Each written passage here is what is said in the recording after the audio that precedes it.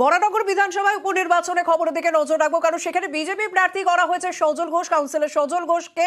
এবং ভগবান গোলার দিকে যদি নজর রাখতে হয়, কারণ ইদ্রিস আলী তার মৃত্যুর পর সেখানে ভোট হওয়ার কথা, এবং সেখানকার বিজেপি প্রার্থী ভাস্কর সরকার।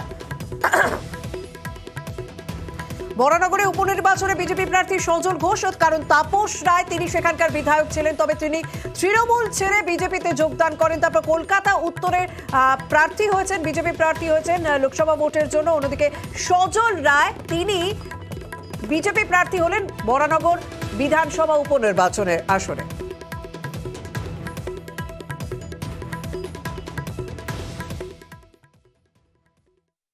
আমার কাছে ভীষণ গুরুত্বপূর্ণ।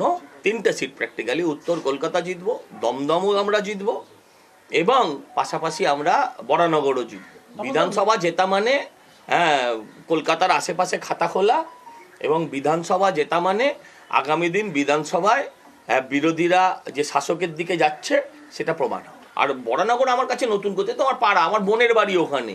এখান থেকে বরানগর যেতে লাগে হচ্ছে 30 মিনিট, সেটা হিসেব করুন।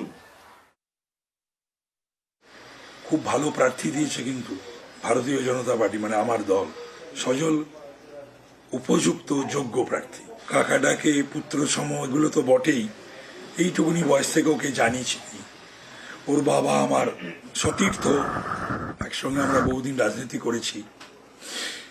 প্রদীপ আমি, এই বাদ দিলেও সজল নিজেকে তৈরি করেছে। ভালো ভোটে জিতবে, যেটা উচিত। ভালো ভোটে যদি জেতায় বরানগরের মানুষ, তাহলে এটা আমি বলবো যে ভালো একজন বিধায়ক বা জনপ্রতিনিধি পাবে।